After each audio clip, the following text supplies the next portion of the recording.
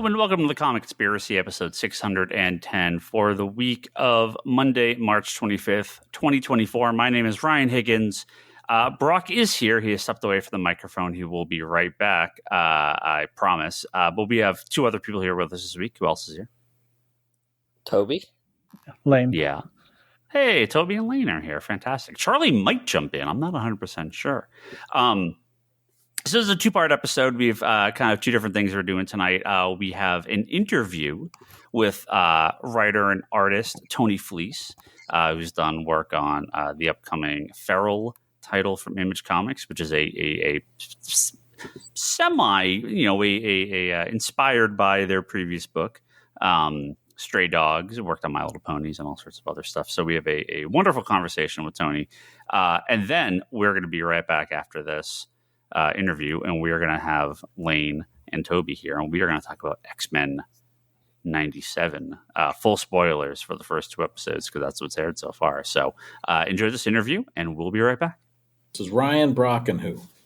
Lane. Lane is, well, he's in Culver City right now, but that's fine. It says Culver City right there. Yeah.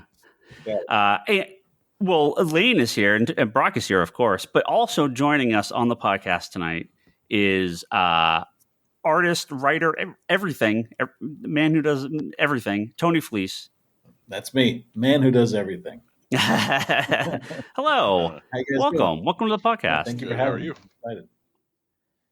I'm good. I'm doing good. I got a book coming out in a couple days. I was running around all day today signing, because people got their shipments, and there's shops that I'm not doing signings at, but I told them I'd come through and sign all their books if they wanted me to. So I did that this afternoon. Well, that's fantastic. That's a little off the background info. You and our buddy Timmy, long time friend of the podcast. You guys have been hustling like nobody I've ever seen. So I really hope it pays off. Congratulations. I have seen you everywhere. So thank you for joining us tonight too, and adding it to your massive list of appearances recently. I wish we kept a list. I have no earthly idea how many of these I've done, but I just like to. I don't like to leave any stones unturned. And I don't think in these next couple of books, and so we want to make sure that I don't miss and tell anybody about them. Yeah, I don't think a day would go by where I didn't see you on an advertise like Facebook post or Instagram or something like that, or X or Twitter or whatever the heck it is now. And I'm like, oh man, he's everywhere. So all right, I knew it was our turn coming. So you guys better come up with a question I haven't heard yet, so that just so that the one person that's listened to every one of these will get something out of this. Well, there is one question we always like to ask all of our guests.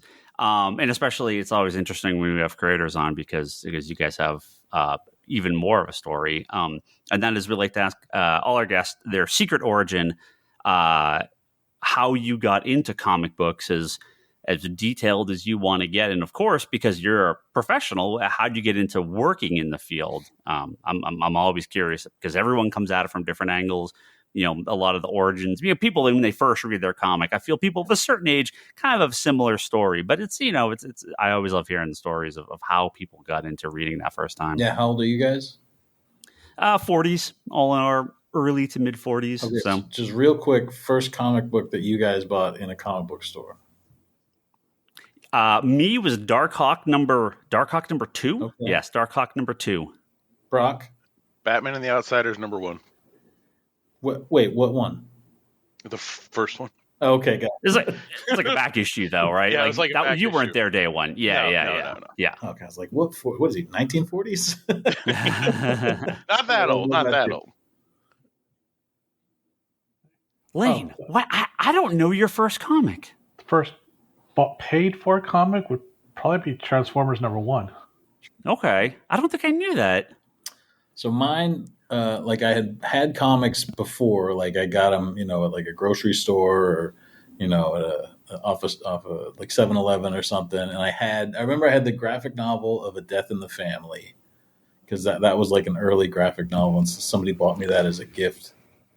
Like the old school printing, right? Yeah. That real early one, right. The newsprint. And But the first time I bought a comic in a comic store was Jim Lee X-Men #3.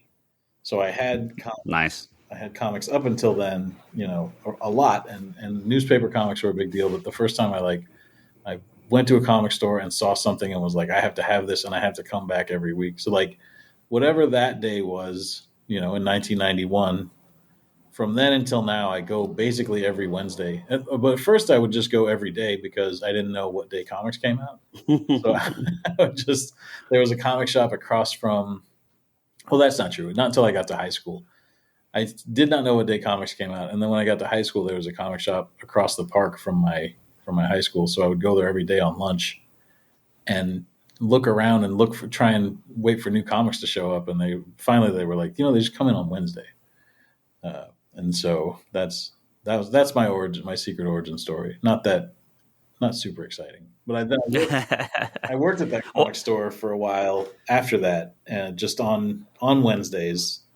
And I would get paid in comics, but I would just help them put away people's hold files and process the books. Now that is every comic store employee's secret origin. That is how every single person that has ever worked at a comic store started working. I started when I was 13 years old, the day Superman died. There was a line of 100 people outside this tiny little shop in Massachusetts.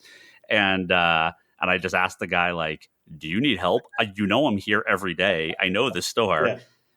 Brock literally walked in. I hadn't seen him in like a decade, and he walked into the shop, and he's like, "You still work here?" And I'm like, I own this place now. You used an explicitive. It makes it funnier when you say it with the explicitive. And then he started helping out at the shop, and yeah, certain Lane has helped me out at the shop for a couple of years now too. And after being a customer for a long time, I always tell people, if you hang out here, I'm putting you to work. Eventually. Yeah. If you the longer you hang out, and I think that's how everyone starts working at a comic store. Yeah. It's definitely not for the money, unfortunately. So I remember my responsibilities were processing the week's books, putting them in people's hold files. And then also the owner was very cheap, and he would spring for sodas. But he had this deal worked out with the Subway down the street, where Subway at the time refills were 25 cents. And so he just kept the Subway cups so I would just walk down there with like a 6-month-old Subway cup and 75 cents and bring back sodas for me and the whole gang that worked there. That was the big part of my job, was running to get sodas. Important. That's great. Yeah. Yeah, I was definitely the run to the liquor store and get snacks for everyone before they gave me the key to the cash register. So I'm telling you, that's how everyone starts. And I remember my mom I had to build shit. What are you talking about? Well, you're too handy. You became my handyman. So you're like, hey, I need to fix these, and guess what? They've lasted how many years now? Yeah. I remember my mom didn't trust my boss at the comic store because he wore sweatpants all the time and would tuck like button-up shirts into sweatpants. She something about that did not sit right with her. That's funny. The guy just loved to be comfortable.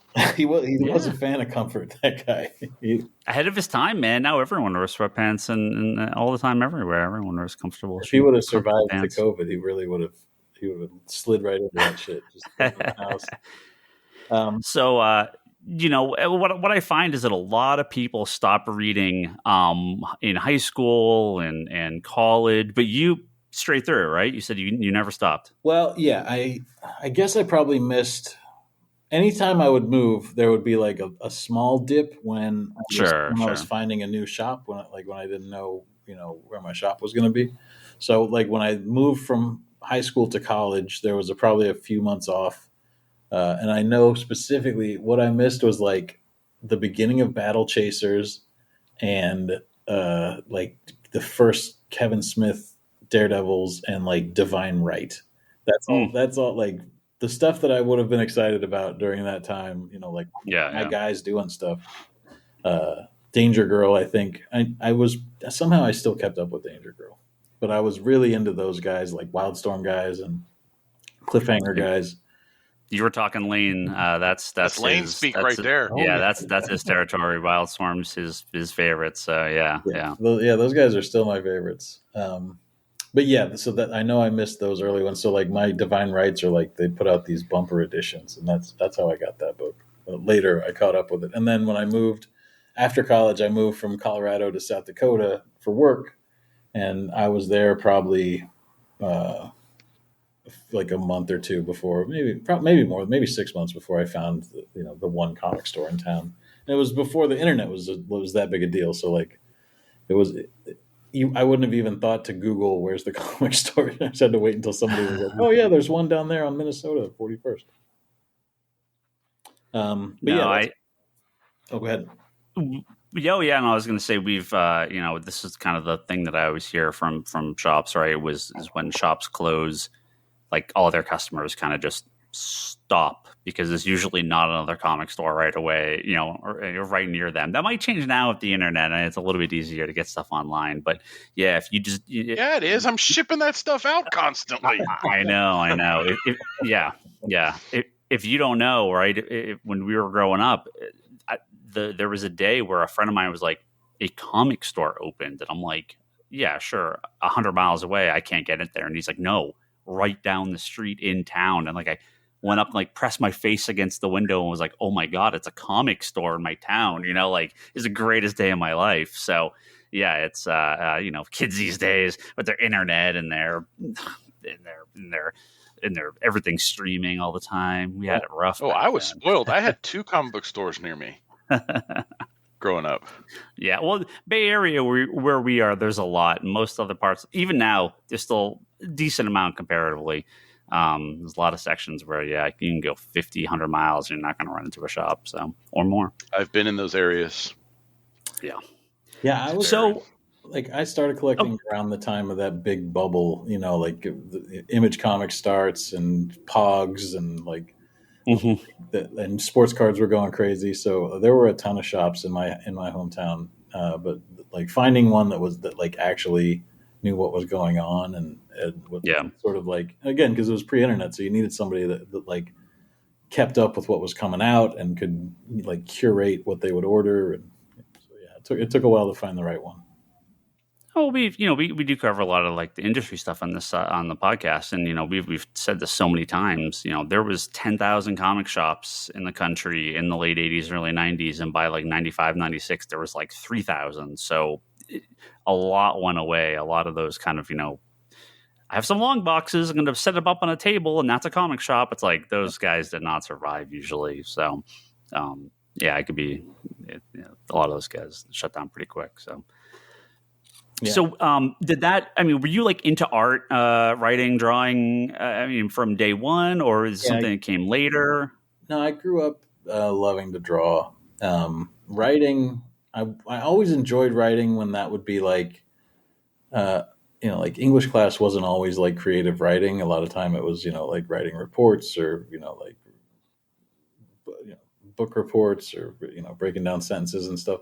And that stuff I was never super into, but whenever it came around to like writing stories, I was excited about that.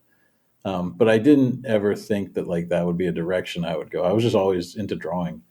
I had a cousin, older cousin. He's my dad's cousin, and he's probably like 13 years older than me or so. And he could draw like crazy. And I remember when I was a little kid, it was like a magic trick. Like we would just sit around, and he was like he could just sit there and watch TV and draw the cartoons right off of the TV or draw the cartoons right out of the newspaper or Heavy Metal magazine or Mad magazine or whatever. He had all that stuff. He had comics, he had Heavy Metal, he had Mad magazine. And so like hanging out with him was like, was super exciting for me. I love this guy. It was just like, go hang out with my cousin Marty. And he could first of all, he was like, looked about the size of a grown up, but he was fun. And then he could also like, just draw like the wind. And so I would go hang out with him and draw. And then I'm the oldest of 5 kids, but the first of my brothers and sisters didn't come until like 4 years after I was born. So there's 4 years where I'm like an only child. And then they start cranking out a kid like one a year. And it's not like I was abandoned, but I went from having the complete attention of 2 people all the time to having like 1/5 of the attention of like one person all the time. And so all that time that I used to be, beloved, I sat and drew instead. So all that time I would just sort of sit around and sort of like find my comfort in sitting around and drawing. My dad used to bring home paper from his night job, where he worked at like some sort of computer situation. He would just bring home reams of computer paper, the kind that had like the holes in the sides, like the dot matrix printers. Yeah. Paper. Yeah. And so I would sit around I remember that stuff, or draw whenever when I was not being. It sounds like I was abandoned when I say not being paid attention to, but when you look at the math, it just doesn't work out where they would have time to pay much attention to me anymore. My brothers and sisters would tell you that I was celebrated and paid way too much attention to. So, but anyway, I had a lot of time to draw. Well, you're the oldest. Yes. When you're the oldest, you have to be like the oldest. See what they're doing? Be responsible like them. That's right. There's a lot of Trust me, I know. You're the oldest of how many? I got 2 younger brothers. Yeah. I have 2 younger sisters too. So yep, I understand. Yeah. But then I went to art school, and I thought for a long time growing up, I was like, I want to either be an animator or make comic books. And so I went to art school, and there was no comic book courses except for the Joe Kubert School. And I lived in Colorado, and it didn't seem likely that with my grades, my parents were going to send me to an expensive school in New Jersey to go learn how to make comics. So I ended up going to the Art Institute in Colorado, and the closest thing they had was computer animation. So I took that, and then halfway through that, I realized like this does not. I mean, maybe I can do this, but it doesn't seem like I could tell it wasn't exactly what I wanted, animation. And so I got out. I finished. I did well, but then this was like 1999. And I was in Colorado, so it's not like there were just computer animation jobs all over the place. So I ended up working for a long time in South Dakota as a graphic artist at a TV station. And then it was while I was working there that I made my first comic. I just decided like, well, maybe I should just like it was a very fertile time for like independent comics, and there was like message board culture, and everybody on those message boards, it seemed like was making their own comics. And so I just made one of my own, and I decided that I'd write it myself. And I didn't think of myself as a writer at the time, so I didn't want to make myself have to write a story. So I just used stories of things that had happened to me. So I just made an autobiographical comic. So it wasn't like I had to come up with a plot or a scenario. All the stories, things that had happened to me that I had told people about over and over again at the bar or like a party or whatever. I just made a comic that had like 4 of those little stories and little short stories. And that was my first comic. And I got a publisher for that thing, and I hustled it like I hustle my stuff now, but to much, less effect. I called like, hundreds of stores, and I think we sold like 700 of them in Diamond. But that was enough for me. It got written up in like Wizard and Comics Buyer's Guide and stuff. And I was like, well, fuck it. I'm in comics now. I quit my job and go make comics full time. So I did. You made it in Wizard. You made it. Every 90s kids knows that you won. So I remember the craziest thing that came out of being in Wizard was when I either getting a passport or I had to renew my driver's license or something. But for some reason, they needed extra proof. It was passport. They needed extra proof of who I was, and they needed me to send in more than just like my birth certificate and my license and stuff. And so I sent in a picture of myself in Wizard magazine with like my name circled. That's amazing. Yeah, that's great. Proof of life. So how'd you get from there to things like Stray Dogs and Turtles and My Little Pony? Like what's the kind of transition there to that? The licensed stuff, and then obviously what you're doing now. We'll talk about Stray Dogs and Feral here in a little bit, but what's your path there to especially the licensed stuff, because that's it's a as I understand from people that have done a lot of licensed comics, it's kind of like in one hand is dream job, and on the other hand, it's really difficult because you're working with licensees and there's a lot of other things that go into it. You don't have the freedom as when you're making your own comic. Yeah. If you're given Batman, Avengers, I mean, that's kind of one thing, but when you're working with Star Wars or My Little Pony, like that's kind of something different. So what's the path there? What's weird is I heard all those horror stories too, and I don't think I'm like an expert at drawing things on model, far from it. But I never ran into too much of that pushback at all. I think, like, if somebody was the first one doing a licensed comic, I feel like there's a little bit of like getting to know you, sort of figuring out how the process works for licensors and the people, or like if a new person gets a job at Hasbro or at Lucasfilm or whatever, then it takes a little while to break that person in. But for me, working on those books on My Little Pony and Star Wars and Rick and Morty and stuff, it was never like I don't think I heard anything. Maybe like it would be like one note for every 6 issues or 10 issues or something. It was all went pretty smoothly, but I got that work from I did that first comic. And a buddy of mine was moving out to LA, so I moved out to LA with him, which from South Dakota is like going someplace where rent all of a sudden jumps up by like 10 times. And I didn't have a job, so I just... This is all pre-2008 crash and all that, I'm assuming, right? So rent was nuts. 2006. Yeah. Oh, right it's before. Still nuts. What are you talking about? Well, no, it's nuts again, but it was. I mean, this was post.com boom and everything was exploding again. So boom and bust and pre-crash. So yeah, prices were insane. I went from the apartment that we lived in South Dakota was like $400 a month for 2 people. Like we split it, or $600 either way. And then when I got out here, it was, I mean, now when you say it, it sounds like a dream, but it was $1,400 and we split it. Oh, that would have been amazing. Yeah.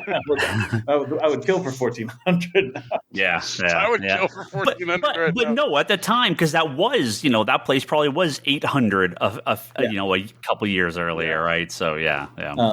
But yeah, so that was a real adjustment. And like I said, I had a full-time job my whole adult life up until then. And now I was, just trying to make it as like a freelancer.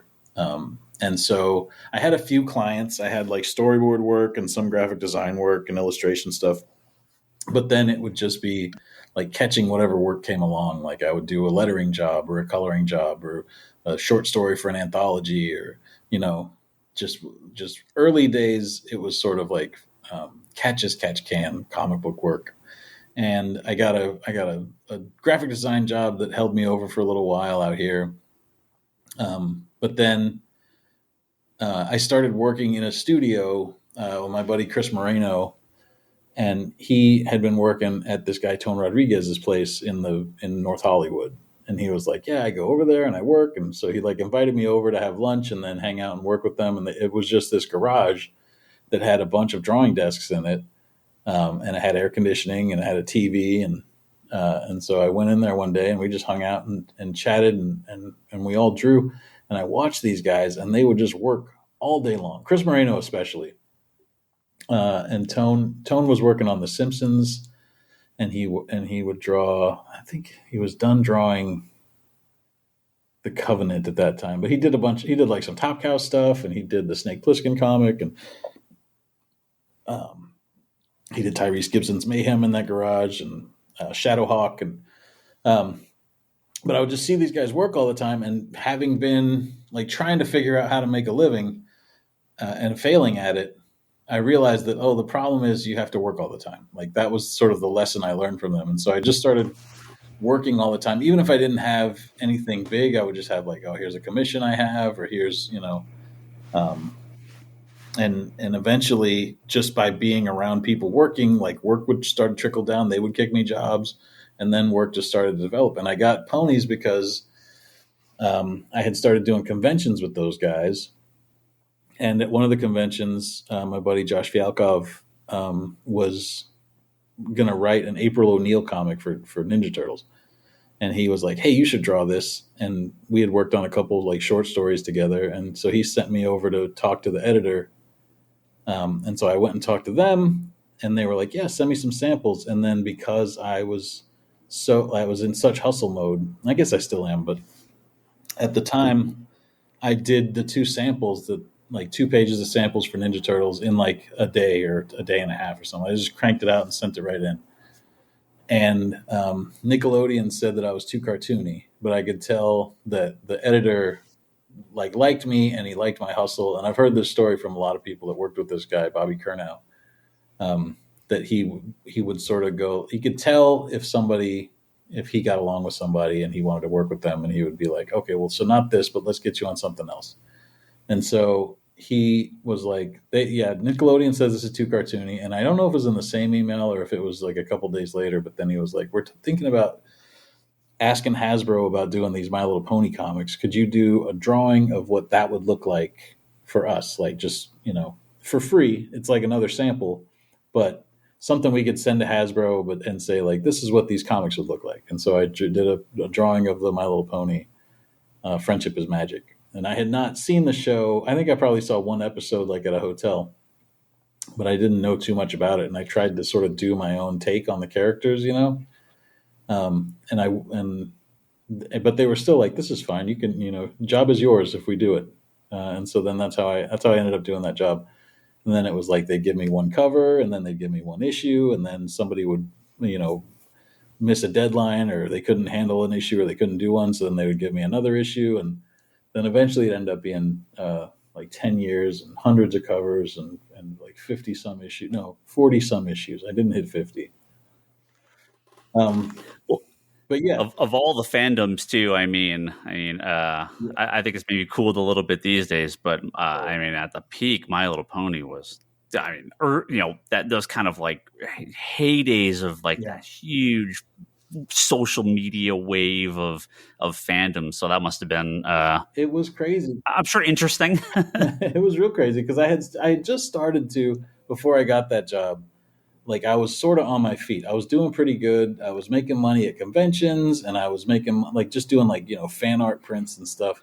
But then I was also like art directing for some comic company that was putting out these books. And like I had sort of gotten enough work to make a living at it. But then I got this job and I had steady checks from just doing the work. But yeah, then there was this fandom and they had conventions everywhere. And so I started doing those conventions, and you could walk right into there. And it was like, from having done comic conventions as a nobody and being treated like a nobody, correctly, then I went to these pony conventions where I was treated like somebody who made My Little Pony, which I guess, to be fair, I did. But like they would, they put us up at like the Four Seasons and pay us like these appearance fees and give us like security. Somebody picks us up at the airport. They pay for everything. Like it was literally like going from being nobody to being like, Jim Lee at these pony conventions. Come on, Comic-Con, step up your game. What are you doing? So that pony thing, that ran for a real long time. That was very good for me. I put my ex through grad school. It nearly bought us a cabin. Like it was very profitable. And like when I got the job, my buddies and other pros that I knew, they didn't really make fun of me, at least in my face. Yeah. But they were just like a little snarky, like, come on. And then, until the paychecks started coming in. Well, yeah, and it wasn't even that great a paycheck, but it was just so steady. It just went. These guys would have like one book, and then it would wrap up, and I was still doing ponies for all that time, for a whole decade. Yeah. So that worked out great. And then during that same time, I started to get other, once I had my foot in the door at IDW, I would ask them about like, well, you're doing Back to the Future. Can I do something for that? Or you're doing this? And when they got Star Wars, I didn't even think there was a chance I could draw Star Wars, just because whatever, like self-esteem. Like I put Star Wars on a real pedestal. It's called imposter syndrome. Yes, yeah, for sure. But they had even asked me, like, when they were getting that, the same way when they got ponies and they had me do pitch stuff, when they were getting the Star Wars license, they were like, hey, can you do some pitch stuff for this? And maybe come up with some pitches for if you'd want to write some of these. And I was like, what? Yeah, this is incredible. But I did all that stuff. And then they were like, they're going a different direction. And so I just figured like I wasn't going to do it. And then I just ran into the editor at like, I was going to lunch with my editor and in San Diego. And I was like, hey, can I ever draw Star Wars? I just asked, and he was like, oh yeah, you want to do issue 23? And I was like, what? You don't need me to like go through any sort of like obstacle course, or you want to haze me at all, or I can just do issue 23. And I guess I had sort of proven myself enough by then that they were just like, yeah, he knows how to draw. And so then I did Star Wars from there. And Star Wars, I've said before, was sort of like the only license thing that I was really starstruck about at the time. And once I did that, I sort of had this like clear-headed calmness about comics where I was just like, well, I don't have to do anything else. Like that's, if you would have asked me like, what would I want to draw? It would be Star Wars. And so then I just started doing that. That was around the time when I started putting together Stray Dogs and Time Shopper and these creator-owned books that I started doing in like 2019, 2020. Yeah, Stray Dogs. Obviously, I know for us at the shop, that was one of our best-selling, independent comics of the last, got to be the last 5-10 years. Huge seller in the single issue format too, which we're a big, obviously we sell graphic novels, but we are still that kind of old school comic shop with a lot of subscribers and single issues. And that book, issue 1, I was like, okay, this is cool, and this should sell pretty well, and it exploded, especially with those variant covers and all like the movie homage stuff. So, that mix of obviously classic Disney animation styling with horror and kind of thriller. Are you a big fan of horror stuff and Disney? Is that just in general, or was it just like, I've got an idea, let me see if this works? Yeah, no, I'm a fan of those. I feel like if you sort of cut me in half, like you would see inside me just like part Disney, part Dario Argento. That's just sort of the wonderful mix. Well, it worked out. But that's sort of I grew up, like I said, I was the oldest of 5 kids, so I loved cartoons. I was obsessed with cartoons, and then my brothers and sisters were also obsessed with cartoons. And because there were so many of them, and they were that much younger than me, there was never a time when it wasn't just constantly cartoons at my house. And then going into animation, like studying that at school, I would like all through probably my early 20s, I was very like steeped in cartoons constantly. And then what I was not steeped in was horror movies or like horror novels or comics or anything like that, because we were raised pretty religious, and so none of that shit was allowed. And as soon as I got out of the house, I went hardcore, because I was just like I started to like just go overboard on all the stuff that I wasn't allowed to have as a kid. Yeah, I know that feeling. You're like, anything, give it to me straight, anything. Yeah, well, because it was also so great, like you see it and you're just like, why you didn't want me to have this? It's incredible. God damn it. Yeah. So my mom thought X-Files was about sex. So yeah, she didn't let me watch The Simpsons. We were not allowed to watch Christian. The Simpsons. Yeah, we're not allowed to watch Ghostbusters because they were evil spirits. One time, my dad found a. But they're busting the ghosts. Yeah. Like they're not helping them. If they would have busted them with the Bible, maybe, if they were Bible busters. My dad found a Jim Ballant. Catwoman. Shoe. Yeah. And it was none of the sexy stuff that he objected to. Like Catwoman fell into a river and she popped her hand up, like she was alive still. And my dad had thrown it away, and I was like, where did you throw that away? And he grabbed it out of the trash and he held it up to me. He was like, look at this. What is this? And when he pulled out Catwoman, I was like, oh, he definitely thinks I'm jacking off to this, which I was not.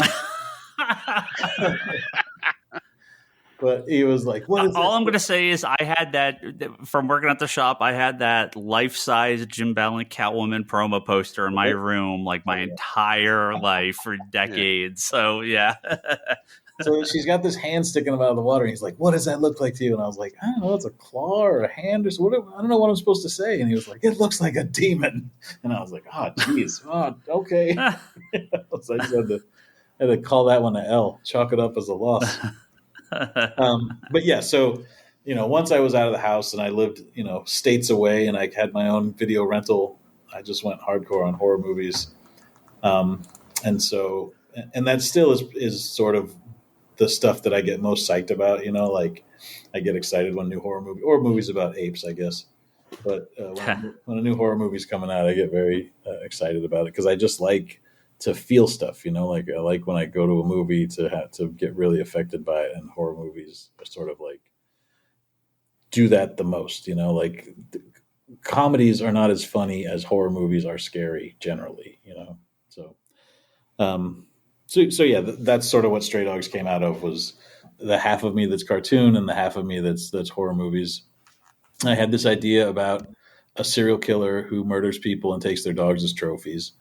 And then from there, it very quickly, like I thought through, like, okay, well, what's that story? How do you tell that story?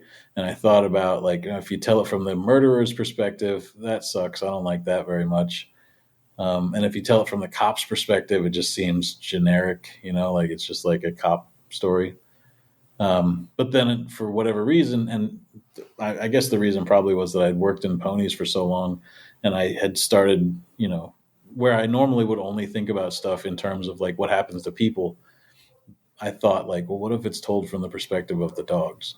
And then immediately after that, I thought, what if it looked like Oliver and Company and it was told from the perspective of the dogs? So I very quickly had the idea, and then sort of it all fell together, what it would look like. And then I even started writing stuff down right away. And I think I wrote down everybody's names, and I wrote down like what happens at the very end and what happens at the beginning. And it sort of really came rushing out when I had the idea, which does not happen every time. And it felt good when it happened that time, for sure. But I definitely knew, like, I asked everybody, like, does this exist? Has anybody done this? And nobody had. And so even though I didn't know anybody at Image Comics or anything like that, I didn't know who was going to publish it. I just knew, like, well, I'm going to put this together. And the first thing I knew was that even though I drew very cartoony, I wanted this thing to look just like a Disney Don Bluth movie. And so I wanted to find somebody that could do exactly that. And I had met Trish Forstner from Ponies, because she comes from working on Ponies too. I met her at BronyCon in Baltimore, and I had seen a drawing that she had done that was almost exactly like a Don Bluth drawing. And so I reached out to her and I said, hey, we're going to be at that convention together. I've got an idea if you would be cool with talking about it. And I think because I was sort of like the established My Little Pony artist, like there were probably like 3 or 4 of us that were like, the ones that did it constantly all the time. And Trish was newer. I think she just was sort of like, it feels stupid to say like starstruck. It wasn't starstruck. It was like, somebody a professional who worked more than you wanted to work on a thing with her. She was very, sure. She was very game, going like from jump. And I think it had a lot to do with just sort of like having done My Little Pony that much, that she thought I had more going on than I did. Cause I certainly didn't. Like, the only reason it ended up at Image was that, my friend Kyle Higgins really liked it, and he was tight with Eric Stevenson and could sort of get us in the door at Image. But I had no connections. I had no juice. My other stuff that I was doing ended up, first it was going to be an Action Lab book, and then when that place blew up, it ended up just being a Kickstarter book. So she took a real leap of faith that based on just how much she dug the story. And obviously it all worked out in the end, but at the beginning there, it was just a bunch of people making a thing that we didn't know what was gonna happen with it. Yeah, I mean, it really, I think that, at least for like the comic store, like the more traditional audience, I mean, I think that really put you guys on the map because, I knew your guys' name from ponies and all the other stuff I've seen, but Stray Dogs was like, oh, this is a big book.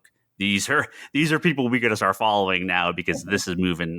This is hitting like a huge audience. That definitely catapulted, I think, you guys into the mainstream for at least the comic store audience. Yeah.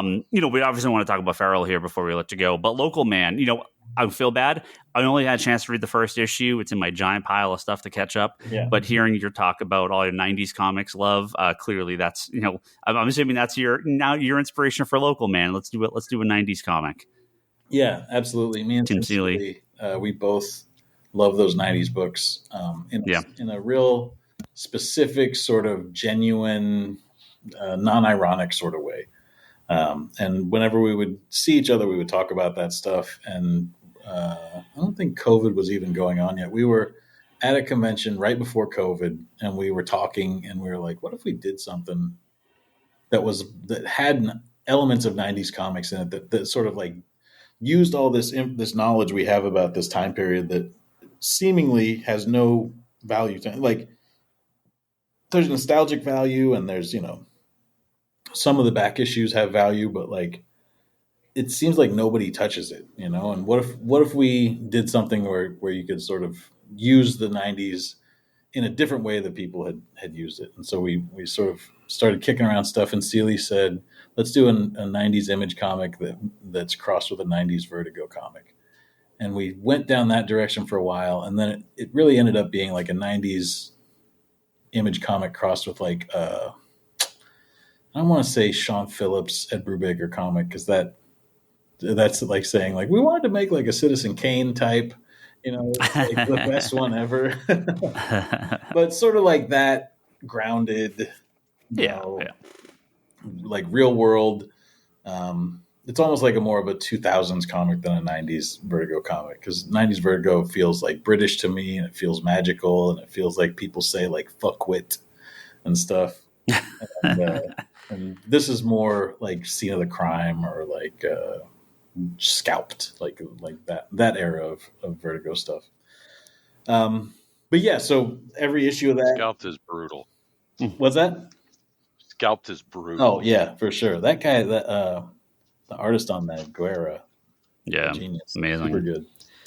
I always, we talk about this in the podcast a lot. I always kind of roll my eyes when people talk about how bad the 90s were, because I mean, for my money, some of the best comics ever made were made in the 90s. The majority of Sandman, Hellblazer, most of that was in the 90s. Hitman, Preacher, all the stuff from Vertigo, Authority, Planetary, all that stuff started.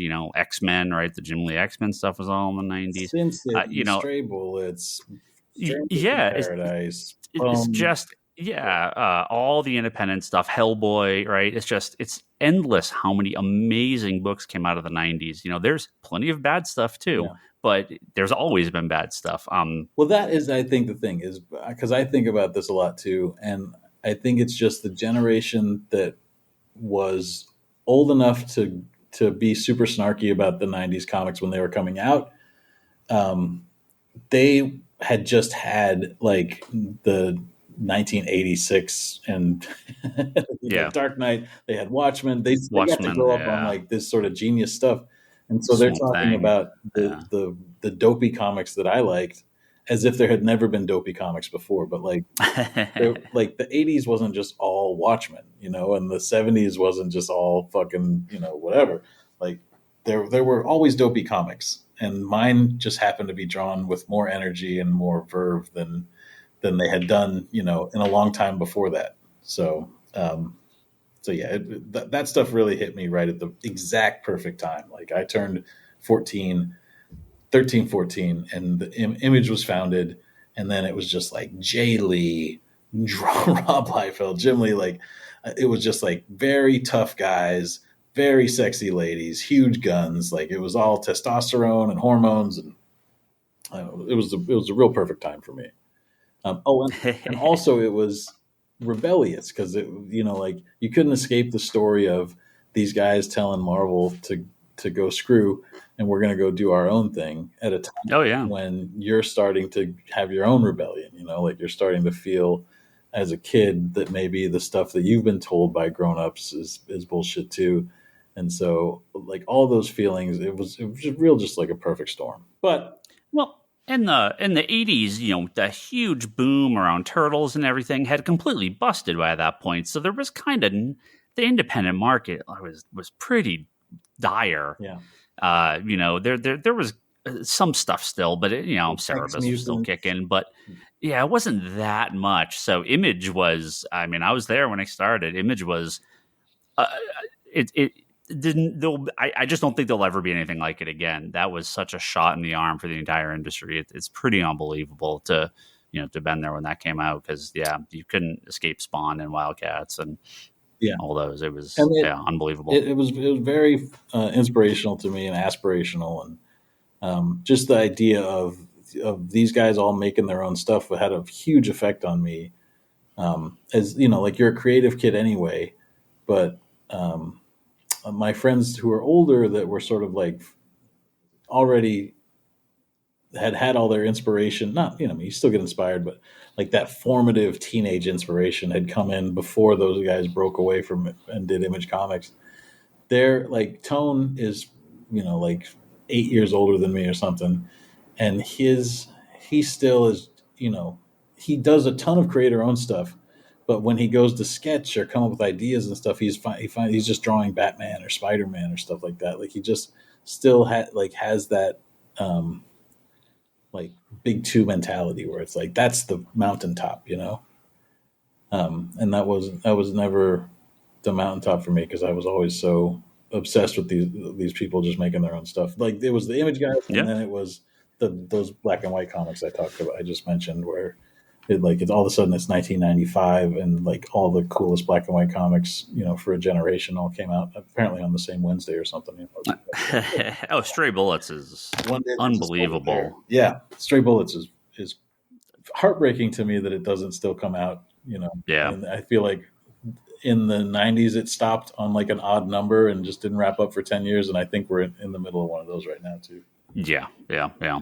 And my editor at Boom hired David Lapham to do this new Boom book, and anytime, and like, or Shelley from Vertigo. Oh, Shelley Bond, yeah. She had hired him for like the Black Crown stuff she was doing at IDW. Mm-hmm. All these people I know will hire him for stuff, and I'm always just like, stop, hire him to do Stray Bullets. Like, what? And somebody just. These other books are cool, but I have a thing that I'm interested in getting finished. If you could please skip it. It's like, Monkey Man and O'Brien being unfinished. Still. Oh, geez. Yeah. I don't think you'll ever. That's the if you win the lottery answer for me and like 4 of my friends is you pay Arthur Adams to finish Monkey Man and O'Brien. We just sold a set of that on eBay. I know. Our old store, the original owner of the shop too, used to have an Amy race car, like decal on our front window forever. Yeah, that's the best. I know the one. Let's talk about Feral. So, Stray Dogs was a massive hit, and not a direct follow-up, or is it? I don't know. Maybe we'll find out. But Feral, his new book, comes out this week, so this episode should be up Tuesday. So tomorrow at finer comic shops everywhere. Comic Conspiracy. Definitely. Yep, we have plenty of copies.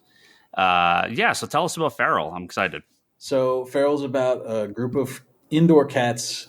3 of them that find themselves lost in the middle of the woods during a huge nightmarish rabies outbreak. So it's sort of like a zombie story for cats. If they get scratched, they get turned. If they get bit, they get turned. And also all these cats that have already been turned, or foxes or raccoons or forest creatures, they're all ferocious and ready to just devour. So it's simply just a zombie story with cute cats in it.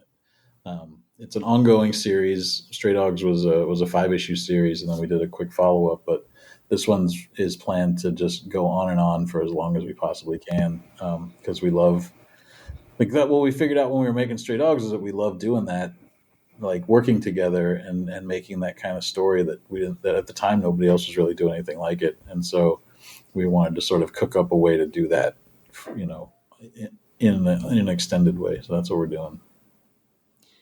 From the as a shop owner and the business end of it, one of my biggest complaints over the last 5 years or so has been this this real hard shift towards miniseries, even from Marvel and DC, right? Even from every company down. So when I saw this was launched as an ongoing, I was like, yes, thank you. I understand the difficulty in doing ongoing comics. It's clearly a challenge. There is something to be said about a 5-issue miniseries or 6 or 12 or whatever, and you're done. You've said your thing and you go on. But that weekly or monthly trip to the comic store for the new issue of your favorite series, it's real hard when things kind of start and stop.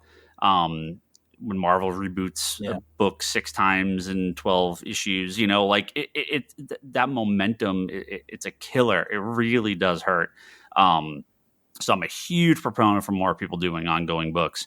So I'm very happy on a personal note that this is on a business note too, that this is ongoing. No pressure, but I know it's about, hopefully it lasts for 80 years, maybe not, but you never know. Hopefully but it's like outlast me. That would be great.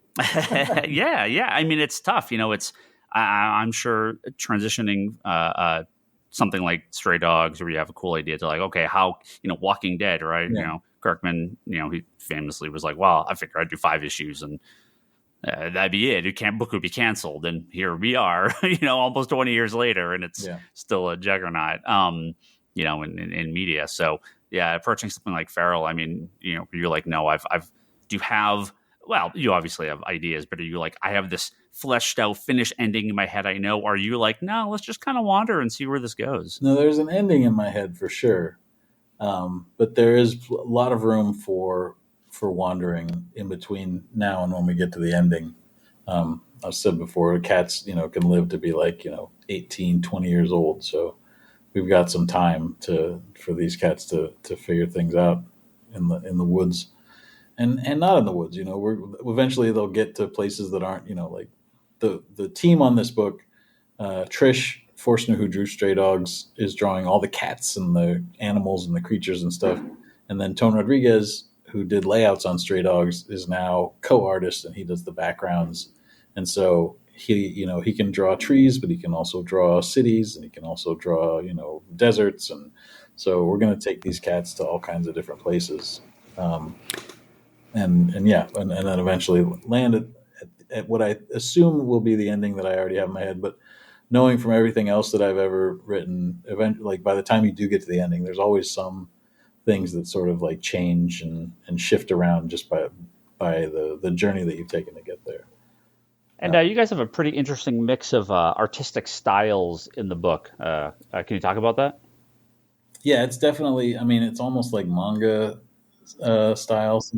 Sometimes they have background artists, but the reason we did it was Trish, like I said before, I found her because she had done pony covers and I had seen this Don Bluth style drawing that she had done, but she hadn't done any sequential work. And so I knew that I would need to have somebody, and I was busy still drawing, My Little Pony comics myself at the time. I didn't have time to do full layouts, but I knew Tone could do storytelling, and so we hired him on to do layouts. And that basically evolved into him doing, I ended up doing a lot of thumbnails, and then Tone would do somewhere in between layouts and just full backgrounds. But Trish was still inking everything. And then when we got to this book, we had sort of evolved and sort of figured everything out a little better. Tone had gotten better at digital stuff. And so we could sort of just set up a assembly line almost, where it's just I would do a quick thumbnail, and then Tone would turn it into backgrounds, and then we put the thumbnail with the backgrounds and send it to Trish, and then she's doing all the acting and all the character work. And it is very different. Brad Simpson does the colors, and it's his job to sort of tie it all together. But it doesn't need to look like it's one hand, because that is what we're going for, is for it to look like animation. So it should sort of look like one person did the background and one person did the.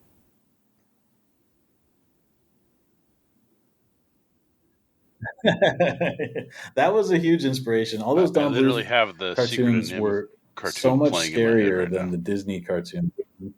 Disney cartoons would have like shocking moments and stuff, but as far as like prolonged creepiness, those Don Bluth ones really went hard, and that was you like it like gets stuck in your head. Yeah. I remember being can't stop traumatized by thinking about Secret how of Nim creepy that owl is as a kid, or but I the giraffes. loved it. Yeah, it's not like when we started making Stray Dogs, I was like, well, this will work better because you can put more character into animated. Like I didn't think all the way through how it would all work, but it has turned out that it did work better, that you can put more character and do more acting with these characters if they're, slightly cartoony like that. If they're just like Don Bluthy enough. Whereas, like in comics and in stories where the dogs are drawn very realistically, it's hard to get a lot of acting out of them because they're just, they're dogs. And then you've got another book coming out after Feral already really soon. Yeah. Uncanny Valley comes out in 2 weeks from Boom Studio. Yeah. Not my fault that they dropped 2 weeks apart from each other. That's what happens, I guess, when you work for competing publishers. They don't talk to each other, or maybe the one is trying to fuck with the other one. I don't know. But so we've been promoting the crap out of Feral, and then as soon as FOC happened for that, we had to switch immediately to Uncanny Valley and start promoting the crap out of that. So that orders just closed for that a couple weeks ago, and we did pretty good. But that's a story it's a coming of age story about a boy that feels like he doesn't fit in the world, and it's just him and his mom. He doesn't know anybody else from his family. It's almost mysterious that how little he knows about his family, and then weird things start happening to him. And he starts to develop these strange, like cartoonish powers. And we find out in the first issue that that's because his grandfather is like a Yosemite Sam style cartoon character. Him and his mom get into trouble, and then they get rescued by his grandfather, and he ends up having to go on an adventure with his cartoon grandpa. So it's like a coming of age Roger Rabbit adventure. Yeah, a cool world, but with less sex. No, him and his grandfather. Is it really a coming of age story? Yeah, it's like Roger Dodger, but with cartoons. His grandpa takes him to a whorehouse. It's very exciting. First issue. I think it has gone to print. Dave Wachter drew it, and it's just one of the most beautiful comics I've ever had my name on. And just the same way we do that trick in Stray Dogs where we have animation cell looking artwork, like when the cartoon characters show up in this, they really stand out from the real life characters. It really looks like a thing. So I think people are going to be psyched about it. But yeah, then when you get to the end of the first arc, we start to introduce there's like a lot of analog characters, and then we start to get some famous cartoon characters the further we get into this story. Every issue there's a new cartoon character and new cartoon powers and new villains, and so but yeah, issue 6 things start to really get magical.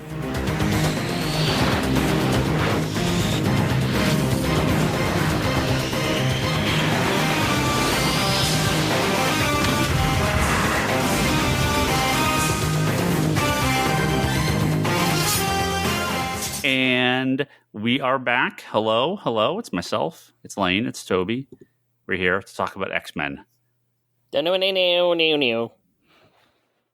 going to say, you're going to do the whole song, or you want to just do the... I know my humming and singing is horrible. So I'll spit. Do the German version.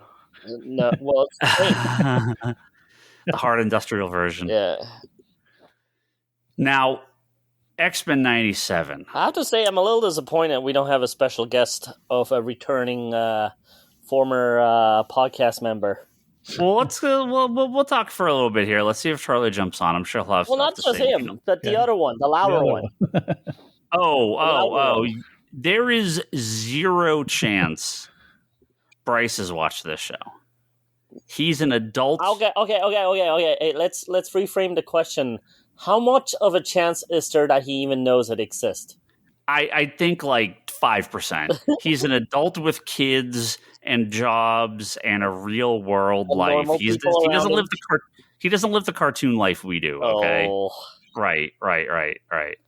But I will do my best to have Bryce on when we talk about the finale of this season of X-Men 97. I will if he has watched them to the people that are listening. I'm gonna do my. I thought about it. I was like, if Bryce is gonna come on, we'll see if he can make it on for the. So you're telling me when we do the finale of the X-Men 97 cartoon, Bryce is gonna come on, and then we're gonna tell him that this cartoon exists. No, I'm going to tell him it exists beforehand, and hopefully he's already watched it. It's already a 10 of 10. We already know. Well, yeah, of course. Now, before we get into it, much like Tony's Secret Origin, I like to talk about our Secret Origin of X-Men. Were you guys there? I mean, you guys there day one? You guys watched this cartoon when it came out? I'm trying to remember if I saw the pilot first or if I saw Night of the Sentinel first. You talking the original pilot, Pride of the X-Men? Yeah. See, I never saw that. I never saw Pride of the X-Men until years later. They never aired. I mean, that wasn't on TV and stuff. Oh, no. You know how I first encountered Pride of the X-Men was as one of those comics where they just took all the screenshots from the cartoon and they put the bubbles in. That's funny. I've never seen that. Oh no, I think I have it somewhere. Even it's I mean it's all in German, but yeah. Oh, the European edition. Okay. Yeah, but they took literally like like just stills of the cartoon. Yeah. Bubbles in Yeah, they do anime books like that. Yeah. Well, I was definitely there day one. I was. I don't know that I watched anything like the last couple seasons. I probably only saw the one time because I was getting on and I was getting a little bit older.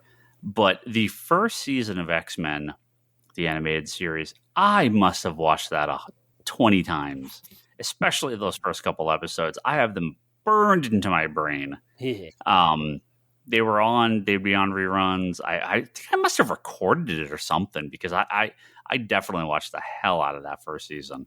Lane, did you get to see like when the show was on? Like, yeah, original I remember watching the first season. But I think that's kind of also like the time I graduated. So like I think I kind of lost track of it somewhere probably mid-season 2 or 3. I think 2. Did you ever go back and finish it? Or I think I did, but I think I went back to watch like the DVD releases, not the not re-airing on TV or anything. So when it first aired originally, did they take a break? Like was like the first 2-parter on first and then nothing and then more came later? I mean, I'd have to look up the original release dates. I don't recall that. I want to say there was a week or 2 that was in between. I have to tell you a funny story. So when I honestly don't remember if I watched it in English first or if I watched it in German first, but I remember watching it in the living room and it blew my mind. And then I was like, I'm so ready for next week's episode that I'm going to record it. Like, I'm just ready for it. Because I don't think I recorded the first 2 or first 1. But I was like, next Saturday morning, I'm going to be fucking ready. I'm going to have my VHS. I'm going to press record. Because I even think, I think the next Saturday was like some family plan. So I couldn't even watch it on time. So I would just like press record in the morning before I left and just let it roll, right? And then like when I went to go watch it, I was really confused because I was like, it didn't feel like X-Men. And it was a Speed Racer episode with Racer X. And I because I honestly, I didn't know Speed Racer at the time either. So I thought like Cyclops was like Racer X. And I was thoroughly confused, like what in the world is going on? And then I was like, I don't think this is X-Men. So, and then for some reason, the cartoon never came back until I think I visited my uncle over here, and then we did Pizza Hut, and I want to say they had the VHSs with the trading card, so that's how I got like I think Night of the Sentinel, and I think there might have been a couple other episodes on the second VHS. So I got one, and then I forced my mom to go back to the same Pizza Hut like a few days later, just so I could get the second VHS. And I watched those 2 tapes over and over and over and over. I think it's not till I moved here that I got to see all the rest of it. Like kind of like maybe in order. Maybe when I went back to Switzerland, it was like back on a regular basis. But that came all later. Like it was like the Night of the Sentinel, and then for some reason I never came back. I got Speed Racer, and Speed Racer was the show that took that time slot, and like it just stayed there. And then me coming here to visit like some family members and getting that VHS at the Pizza Hut, and that I brought back to Europe, and I just rewatched that motherfucker like over and over and over and over. And then some point later, I got to watch the rest of it. Was the German released the same time as the American, or no? Well, so yeah, I looked at the dates here. Yeah, Night of the Sentinels Part 1 was October 31st, 92. Again, this is Wikipedia, you know, to take this with a grain of salt. But November 7th, 1992 was Episode 2. Enter Magneto, the 3rd episode, was November 27th, 92. And Deadly Reunions, the 4th episode, was January 23rd, 93. So 2 months later. I don't remember that at all. Wait, so did that do that in Europe too? That'd be funny as hell. I mean, maybe I'm gonna have to look this up because I don't remember this at all. Everything else just came naturally. Like, you know, they just ran through episodes pretty much weekly after that. I have to say, I definitely watched it in German, and that happened, and then that stupid Speed Racer show was on. So, so yeah, maybe it came back. I mean, maybe when I went back to Switzerland, it was back on, but. I just remember, like, literally, like, the week later, I was ready with the VHS tape to press record, and it was Speed Racer instead of fucking X-Men. And then, and then I got those 2 tapes from Pizza Hut out of all places. Yeah, so yeah, when it gets to the end, 97. So I mean, I was already high school and stuff like that. So yeah, I mean, I definitely was pretty. You know, I know I watched them all, but I think it was. I probably only saw like seasons 3, 4, and 5 one time. But yeah, that first season, Days of Future Past and Apocalypse. I mean, man, I must have watched that 100 times. It was so good. Now, Marvel, it's been, I won't say hit or miss. I'll say miss and miss recently. It feels like it's been a little off, right? Quite a bit off. I personally really dislike What If. Marvel Animation's like first kind of like big projects. They've had 2 seasons so far. I don't know about you guys. I know we've talked about it a little bit.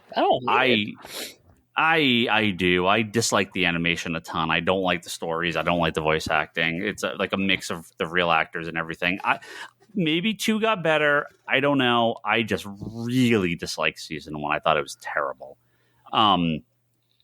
My going into X-Men 97, I thought, okay, my biggest fear is that they're going to make this bad on purpose. What? X-Men, the original X-Men show, right, is objectively poorly animated, right? The character models are great. The stories are accurate to the comics. Poorly animated on purpose. Wasn't it a fairly low budget show? That's what I mean. Yeah. It's objectively a poorly animated show because it's just the quality. They are incredibly detailed character models, but it is cheap, licensed 90s Marvel animation, which, you know, now it is great in hindsight and as a kid and the accuracy to the comics, but comparing it, objectively comparing it to other things, whether it's Batman the Animated Series or, traditional movie animation like Disney, I mean, it is just a poorly animated show. That's not an insult to the show. That's just what it is. My fear was they were going to intentionally make X-Men 97 bad, right? On purpose. Like cheesier, we're gonna like way overdo the joking, and we're gonna like bad animation, right? That was my fear, that they were just gonna like a parody it. Thing? Yeah, just parody it. Now, Ryan Scott over on Geekbox said something great a couple years back about like remasters and remakes and things like the Final Fantasy, like pixel remasters and all the stuff that have come out. Like, he's like, when they do new games in like a 16-bit style or an 8-bit style, they're significantly better than what they used to be, but it's what your brain remembers those games looking like, despite them actually not looking like that, right? They look significantly better, but it's still very stylized to that. When that first trailer hit for X-Men 97, I was like, okay, no, I think they've got this. The voices sound pretty good. It's tough to get from a trailer, but at least the animation felt it was clearly a step up, but it wasn't bad on purpose. It was like, okay, we are going to be, accurate in tone and style, but modern. This is what the show felt. This is kind of what the show you think it felt like, right? This is what your brain says this is what the show looked like. It doesn't, right? The show looks significantly better than the old show. So that, at least when the trailer hit, I was like I was like, okay, good. At least it's not going to like look cheesy and dumb on purpose. Like this is going to be pretty good animation.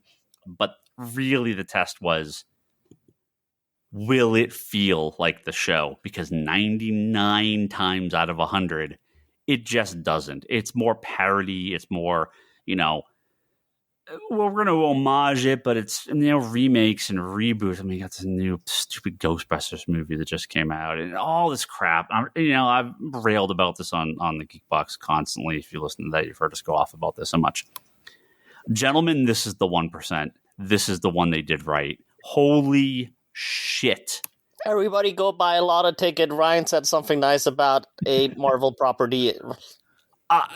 It not just me. Like, you're the outlier, man. You'll be the one motherfucker that would have been hating on this. Oh no, not at all. No, yes, no. Yes, you would have. Everybody could have loved it, and you'd be like, nah, shit. It is basically perfect. It's exactly what I wanted. I have the smallest of small complaints. Do I have to start hating it now? Yeah. Toby's going to hate you. So complaints out of the way. I understand wanting to cast the original voice actors. The vast majority of them work. A couple of them don't. A couple of the voice actors, they're just much older. It's not the same. That's fine. It's just knocked 1% off, So, okay, it's a 99 out of 100. Rogue sounds a little off. That's really my only complaint. If that's the only thing, it's like I would actually rather have the original voice actor than someone do something really bad. I was gonna say, what do you prefer? Like someone new that doesn't sound right, or no? Well, the guy doing Cyclops sounds great. He's not the original voice actor, but he does a really good job. It sounds so much like the original voice actor. Storm feels older, but it's okay because she kind of felt like that in the original show a little bit too. Yeah. So yeah, if there's one extremely minor thing, it would be Rogue's voice. That's the only thing that stood out to me where I was like, this is a little off, but I'm more okay with it because it's the original voice actress, and so that's fine. If that was a choice and it was some other random voice actress, I'd actually be like, okay, that's a mistake. That's wrong. Her voice is not great. But because it's actually the original voice actress, that basically washes away the problem with me. Toby, it's fantastic. Mm-hmm. That first episode, 60 years of Cyclops, getting shat on by Marvel, erased in an episode. Holy smokes. I've never been a huge Cyclops fan. I don't hate him. A lot of people hate him. I don't hate him. It's just kind of been Cyclops is Cyclops. It's fine. He's like de facto. No, he's de facto leader. It's cool. He's the boring, straight, normal yes man, right? I mean, again, some people will disagree with that, but he's the normal one, and everyone around him is the weirdo, right? Yeah. He's the generic character of the X-Men. they make him so fucking badass in that first episode. It's about fucking time. I know. That's what I mean. Like, he is great. Someone on that team loves Cyclops, and they're like, I've been waiting my entire life to show the world how amazing Cyclops is, and this is my episode, right? And Storm, they've always done a good job with, but they give Storm, she has some amazing scenes in that first episode. Yeah. Toby, Lane, it's great. I don't you, I guess. Now you messaged me, Toby. I'd love to get Lane's take on this because again, Lane's a big X-Men guy, big Jim Lee era X-Men guy. Toby, you messaged me and you told me you hated it. Yeah, hate the show. You hate the show. Yeah, completely. Tell us why. Why do you hate the show? They're doing my boy Gambit dirty. They're doing my boy Gambit dirty. Toby. They can't go into that storyline. Come on now. Oh my God. Whoever loves Cyclops on that show also hates Gambit by doing the storyline they're doing. No, he just loves the Rogue and Magneto hooking up storyline. So, well, whoever that person is, I'm gonna have to go find him, have an actual chat with that person. That's the most PG thing I'll say on this radio. No, look, all jokes aside, I think it's awesome, and I understand why they would do a storyline like that because otherwise the show wouldn't be interesting. I'm just like really bummed that they're actually doing that storyline. So that's all. Well, correct me if I'm wrong. Didn't the original have Belladonna? Hey, I don't remember. Maybe. I could swear she showed up at some point. Probably. Oh yeah, she does. Yeah. She is. Yep. So maybe that's why they saved Gambit for Belladonna. Well, so they did the Savage. Right, they did the Savage Land stuff, in the original show. Yeah. So I don't know. They obviously kind of mix some of the stuff up. Yeah. But I mean that Magneto costume that is perfect. That's X-Men 200 exact. Yeah. Storm losing her powers. That's again. I know people on the internet are mad about it, but this is extremely comic accurate. Yeah. This is that even X-Men, that famous cover of Storm and Forge with Mohawk. Yeah, and Forge. Yeah. This is like X-Men. Like what is like 180 to like 225 or 235 or something like that, right? This is white. It's kind of beautiful. Goblin Queen. This is spoilers. The Madeline Pryor, right? So just don't turn her into the kid, please. I love the fact that the original took so much from the comics, and this one is continuing to do that same. Yeah. Yep. Yeah, and I think where the original got a little boring is when they deviated from all the comic book, like the actual comic book adaptation stuff.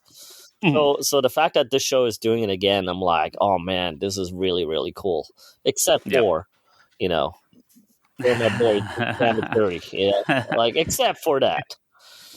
Well, again, I don't read up on stuff. I have no idea what's coming, and people probably already know the plot to every episode. Well, you told me is this where they put Gambit and Morlocks thing, and I'm like, ooh, I was like, because I don't think they covered that in the original show, so they could totally do that. That's what I'm wondering. Yeah. I wonder if they're going to deal with Gambit. Oh man, then he's going Sinister and the Morlocks. Oh man, they're going to make him a bad guy. He was a bad guy. He was a bad guy in the Evolution cartoon, wasn't he? I don't remember. Was he? I think he was. I think he was. Evolution is actually pretty damn good. Like, it's hard to get into Evolution after the classic X-Men because I was like, wow, what the hell is this? But once you got over it, the stories were actually really solid, and their take on Rogue was really good too. And then I will actually add to this too. There was like a 1-season show called Wolverine and the X-Men. Mm-hmm. And I actually thought that was a really, really cool spiritual successor to both the original show, like X-Men, like the 90s one, and X-Men Evolution. Like, it was like a weird almanac that kind of took from both of them.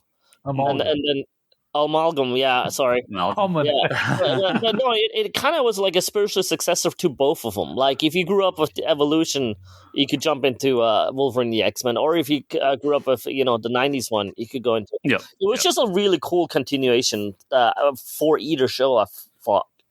So it was kind of neat. So I actually recommend that one. Yeah, no. I we'll obviously talk more about the show as it goes on. We'll touch back in here and there. But man, what a win for Marvel! They really needed something. What a win for Disney Plus. It's fantastic. I thought you loved Madam Web. Yeah. What a shock. When you're accurate to the comics, you can make really good stuff because the comics are really good. When you don't change stuff for no reason. Well, also the beauty is you can actually edit the bad stuff from the comics, right? You don't have to adapt it. Like you actually have a second chance. Right. Like, okay, that storyline was maybe a little not so good. Let's just skip it. Like, yeah. Look, they're gonna take this stuff that works. They're gonna adapt it. I get it, right? But when you're just like, no, we're just going to completely change this top to bottom. It just never works out right. Sometimes it's fine, but when they the best of the Marvel movies, it's like, no, they are pulling really heavily from the comics. Yeah, they do their own thing with them. That's fine. This is too, but it not only is it just dead accurate to the original cartoon, it's also like, no, when we can, we're gonna really be the same as the comic. It doesn't matter. Why is Magneto wearing that costume? It doesn't really matter. It's because that's what he wore in the comic, right? Like they could have had him in like traditional costume, but they're like, no, we're gonna do what he's wearing in the comic during this stuff. Like that's fine. That's great. Like I love it. So if you know the comics, you get a whole extra layer on top of this. And if you don't, hopefully the story makes sense and hopefully it works. Based on the reactions, it's been universally positive. Yeah, there was the regular whiners beforehand. So while we're on the whining, I'll tell you, I mean, I actually had no problem with the voice acting at all. I actually thought it was kind of cool. I really enjoyed it. My small teeny caveat is I find the animation at times too much like Archer, which I was not a big fan of. I mean, that's just normal modern day animation. I'm just not. Yeah, something about it rubs me the wrong way. But that's my only like small teeny complaint. I'm just like, it's not my style. The models seem, they're obviously much better, but they are, no, it's like they are very similar to the original. Design-wise, I'm fine with it. But occasionally, I feel like they just enlarged it. And like the lines are too thick. Like, there's like certain things that kind of maybe like, okay, I'm not sure I like that, but whatever, because the show is great. So it's just a different style, different animation house. So I'm fine with it. I mean, it's maybe like the same thing as you were saying, like what I remember is maybe not what it is. And this, I mean, like, they're fairly close. They're fairly close. Yeah. So they do capture the feeling. The other thing that bugs me a little bit, and most people actually really, really like the intro. The guitar or whatever that like it doesn't hit as hard in the beginning as the original cartoon, and I'm like, oh, that's a little weak sauce. I'm like, come on, hit it as hard as the original one, You know what? I don't have any. Well, is it? It's the very big that part maybe. It just didn't hit as hard as the original. I was like, that was the only thing that bugged me. I mean, I don't have anything in front of me. Maybe one of you guys know the specifics. Wasn't there something about the theme song? Like that actually was one of the things holding the show back, was that they didn't have the rights to the theme song, or they had to change it because it is a little bit different. Yeah. There was a lawsuit. Yeah. There's some song that sounded just like it. Yeah. Huh? Yeah, I don't know. Like it really does. So. I mean, I forgot. I watched like this Instagram, TikTok video where they like, this is the original. I'm like, yeah, I can see it. This does sound just like it.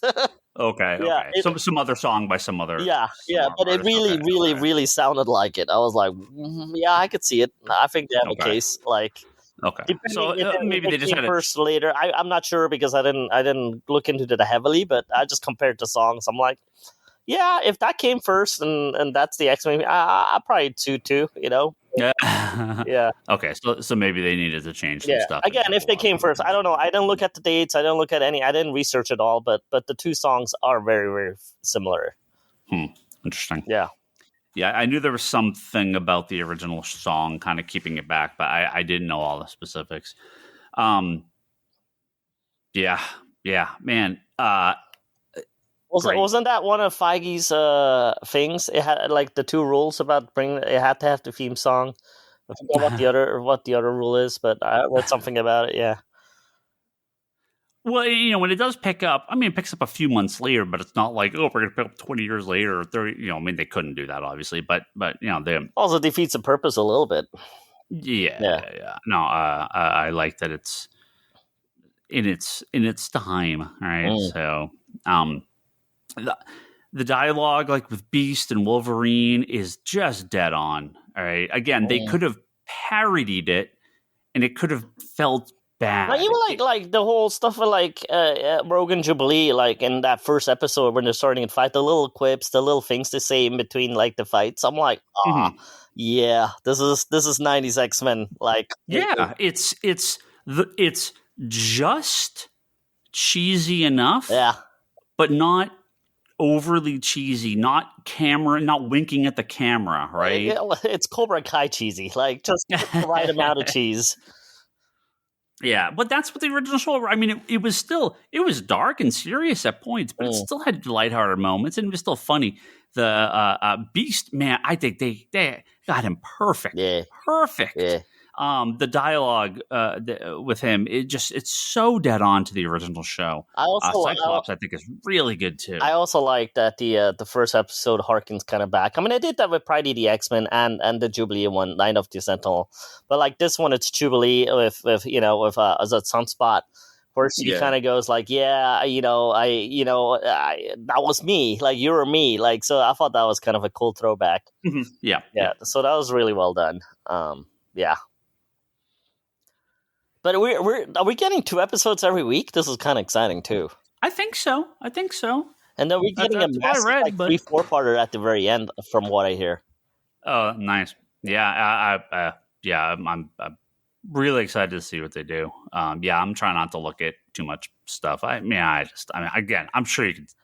So now here's $1 million question. While they're doing the comics, they're only in the 200s now, so there's plenty of stuff to go through. But eventually, how far? And they've bounced around, right? They've bounced around so much stuff. I had a list up here, right? Because they've done. Let's see. In the early days, they did Dark Phoenix. So they all, there was I had a list here. Let's see if I still have it of like arcs they've done. So they jump around, right? Yeah. Night of the Sentinels is part of Days of Future Past. The Jubilee's from X-Men 244. They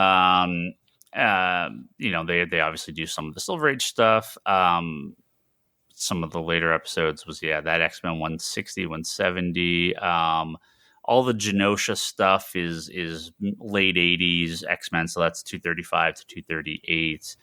And so they've taken that stuff from the origin of Professor X and Origin Juggernaut, which is X-Men 12. So they'll dip into the Silver Age stuff for sure. Yeah.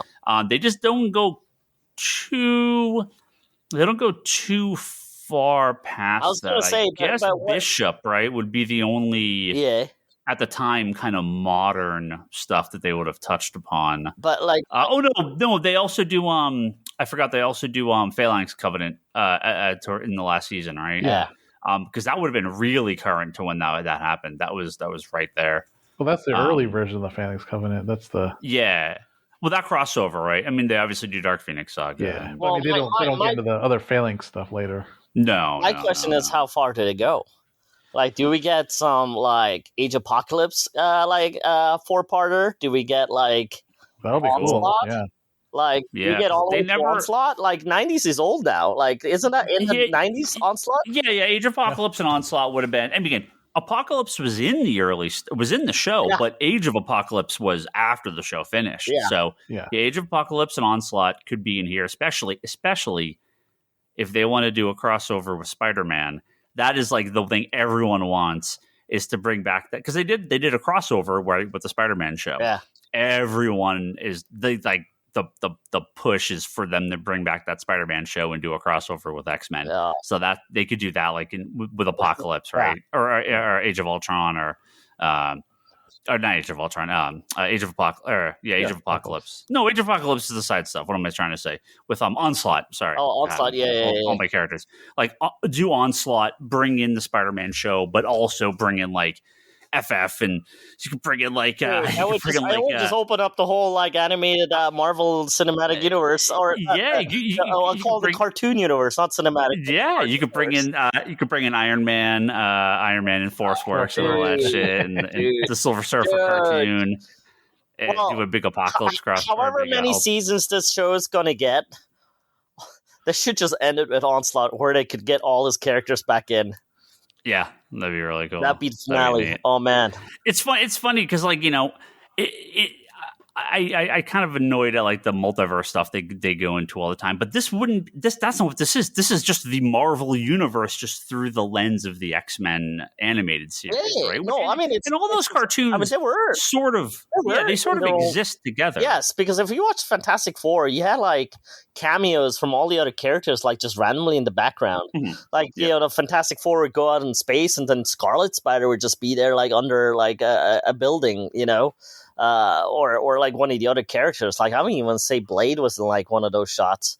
But man, I mean, they all exist in the same universe. The 90s Spider-Man, that Fantastic Four, that Iron Man, and then you know of course the X-Men. So the X-Men is almost like the Iron Man of the bunch, right? They started all of it, and then you have like Spider-Man was the other juggernaut, and the Fantastic Four didn't last that many seasons that I remember, maybe 2 or 3. Iron Man didn't that many. FF, Iron Man, Hulk, and Surfer only lasted 1 or 2. Yeah, and wasn't the Iron Man pretty much a Force Works show too? It's Force Works. Yeah. So you know, fan of that. So I mean, not necessarily the comic, but you know, Vesco's Avengers before that. But you know, like, oh man, they do Onslaught, and to have all the cameos of the '90s version of the, oh man. You make a lot of people happy, I think, with that. That'd be humongous. That'd be really cool. You could end with the introduction of Sugar Man. Well, I wouldn't. I would also just like. I mean, this is selfish, but I would love to see Age Apocalypse like as a 4-parter in there. If they do like Legion Quest stuff.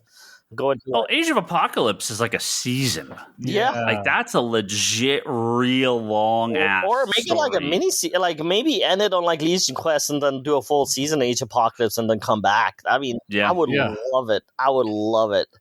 Like, there's so much good stuff in Age Apocalypse that they explored that's like really, really cool. And then when they come back from that show, they could bring Blink, like, you know, how they did it in the comics where Blink just, you know, stays in this as a 616. Comes over. Like comes over in the actual universe. So that could totally work. Yeah, I would love for them to do more with this, because it's you know, I love new stuff. I want them to do new. You know, I'm surprised they haven't done just a fucking boatload of animated series. They've done a handful through the years. You know, the Spider-Man and Guardians cartoons, but it's like it's been crazy to me that there's not just like constant, endless Disney Marvel animated series. Now, I'll be honest with you. With all the cartoons they have done, how many do you think were actually good? I mean, maybe we're just like didn't pay enough attention. Well, they're for kids. I have not seen. I've seen little bits and pieces of Spider-Man and Guardians, and they were fine, right? But they're definitely aimed at a young audience, right? I will say, especially Spider-Man. I will say the last cartoon I really enjoyed was the one that Cheeks like did the character stuff for. It's a Spectacular Spider-Man. Spectacular Spider-Man. Which, I mean, it was aimed at kids. It was like, you know, it was not kid, but like, you know, mid-teens, tweens, whatever you want to call them. But I thought that was like a legit good show. Like, I actually really enjoyed the writing of it, the way they put it together. You know, I just really like that show. There's big fans of that. I mean, I don't think it's a question. The best they've done is Avengers Earth's Mightiest Heroes. That was their answer to Justice League Unlimited, and it was great. And then they completely they rebooted the show and they made it a little kid show, and it's absolute trash.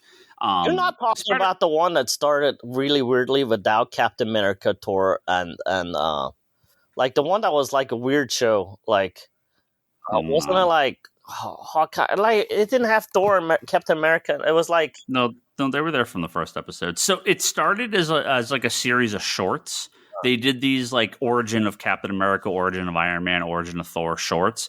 And then they made Earth's Mightiest Heroes, and it was done by Man of Action, which is like Joe Kelly and a bunch of like comic people, right? So they were like the creative. They were like the main people. I think that one I missed because I think I watched like one with like Ant-Man was like one of the leaders.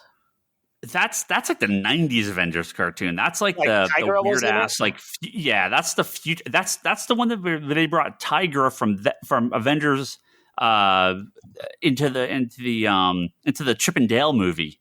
That's where that Tigra is from. Oh yeah. That's right. Yeah, she is. yeah.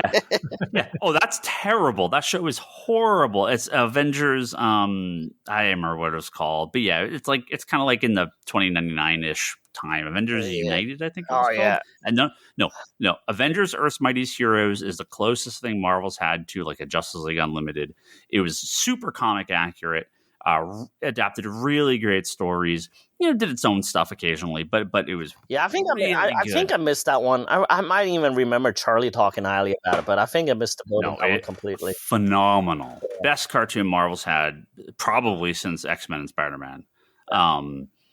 But yeah, I hope this is the boost they need to like get some real good animation stuff going forward, because comics. Look at the movies and TV shows, right? Do you think they're just slow on it because they don't want to adapt the stuff? Like, I don't know. You know what I mean, though, right? Like they want to make their own. Like they want to save it for the movies. Like if you do 3 seasons of Hulk, or you just wait. So like you do Planet Hulk, but it doesn't matter. Stuff that you can just do a movie of. But it's separate. The whole separate audience. You can do it all. No, I'm wondering if that's what the hold-up is, right? Or are they just trying to save it? I don't know. I have no clue. Budget and like how long it takes to get an animated project done versus a live action that you can kind of guarantee a much wider audience. You're Disney. I know, but still. You're Disney. You're built on animation. That is what you do. But they do animation to theaters is the difference, is what I'm saying. Oh, they Disney. They do plenty of TV stuff. Yeah. But the moneymaker is on film, and so these aren't going direct to film. Man. I mean, I guarantee you all of those direct to DVD Disney animated movies in the 90s, those things made bank. Yeah. They were cheap as hell and they just sold. If there was a line of Marvel animated movies, the way DC somehow still cranks like 4 of those out a year. Yep. It's crazy. If Marvel did that, they would be so popular. It is madness that they don't. It's insane. Adapting just all your classic stories into animated movies. It's just crazy. I don't know why they don't.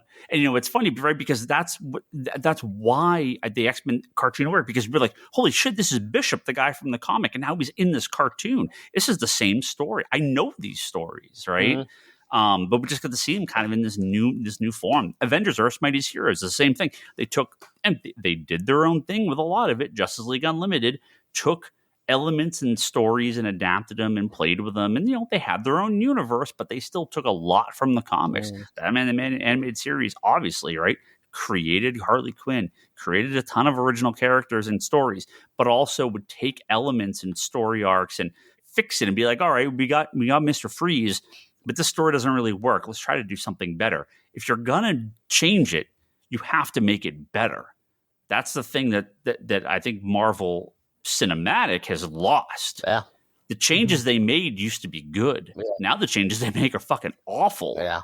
And they make them way worse. Yeah. So the changes in any of the changes in X-Men and in these first 2 episodes of the animated series, it's like, well, you got me. I'm in. Like, I don't care. The changes are fine. Like, this is just coming at it a little bit different direction, but you're still hitting a lot of the same beats and do your own thing with it. But yeah, if it's suddenly they're fucking way off in the middle of nowhere, God, and it's just not, it doesn't feel like it anymore, right? I mean, feeling is so much a part of this.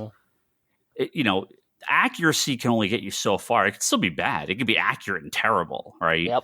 But the emotional feeling of those stories, the heart is just missing from some of the live action stuff now. But they nailed it with this. Yep. So, I always felt like one of the biggest problems with Marvel animation is they either tried to be overly complex or too simple for animation purposes, and I think it doesn't animate well in those two sides. Well, this is what Batman the Animated Series ran into, right? Yeah. Spider-Man and X-Men are way too complicated, and so they had the later shows got a lot simpler, and that's why I said, right, the animation is technically poor, like the quality of the animation, not the character designs, not the models or anything like that, but that's just because it was a cheap show. They didn't have a choice, right? But they had such limitation that they're like, well, we have to do good stories, we have to adapt this, they have to look fucking awesome. Well, right? I'm just saying, like, if the animation's going to suck, DC's doing the same thing with their continuing the 4 movies every year. They're keeping that simpler art style because they have their studios, like mostly the Korean studios that are churning these out. But they are adapted; they are used to this style, and they can crank them out where they all feel and look seamless. Like they animate really, really well.